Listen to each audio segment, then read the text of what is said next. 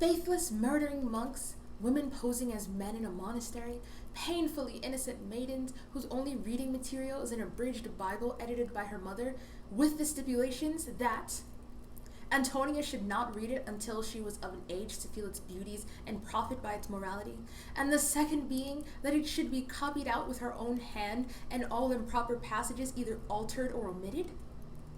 This book, a read for my romantic novels class in 2019, the fall semester, was wild. So, if you didn't gather from the title, this is my review of The Monk by Matthew Lewis, and I swear to you, YouTube, without a doubt, no jokes, no exaggerations, it was a 17th century soap opera.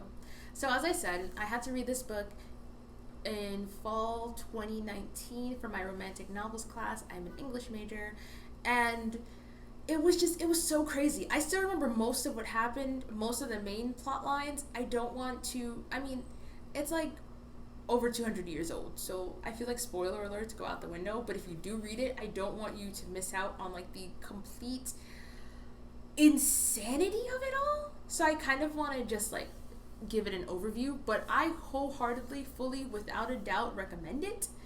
Um, so it, I guess I'll just cover the main points of what it entails rather than like delving too deeply into all of the like minutia to avoid spoilers. So as I said in the beginning, there is a monk. It's called The Monk, and it's centered around him, and he struggles a lot with faith.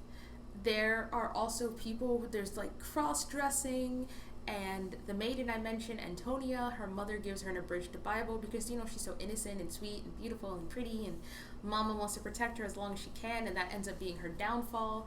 Um, let's see, what else happens? I have no idea why my collarbone just started itching. Oh, it's a part of my shirt. Okay.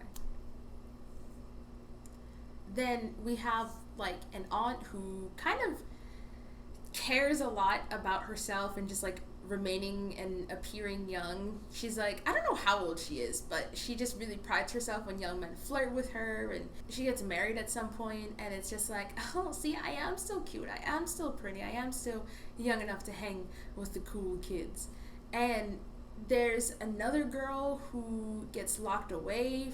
She's in a nunnery, and her brother tries to break her out, and she's left for dead. I mentioned the angry mob setting fire to shit. There's an appearance from the devil. Sometimes he's in disguise. He does make a full body appearance in the end.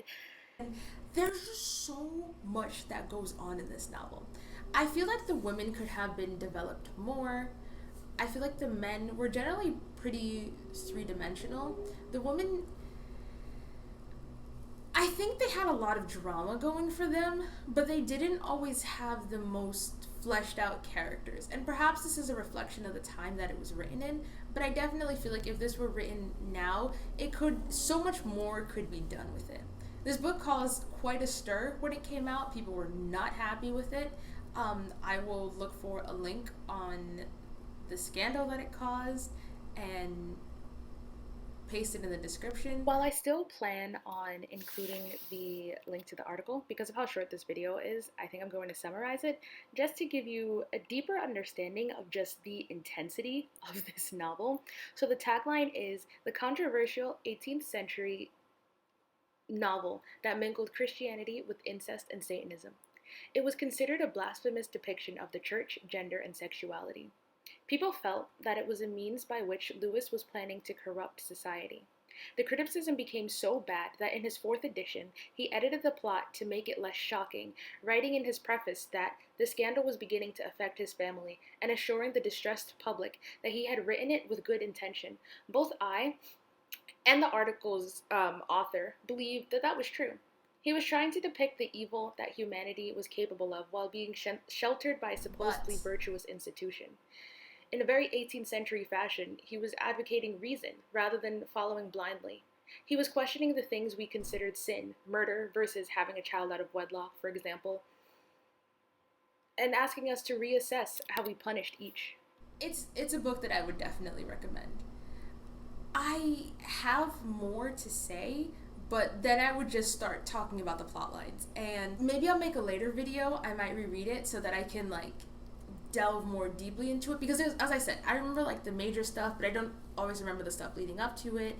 And I can probably make like an in-depth analysis video or something, but I just wanted to talk about this as one of my favorite classics, without a doubt, that I would wholeheartedly recommend to you guys. Give it a read. It's insane. Also, it takes place in Spain, which is kind of cool.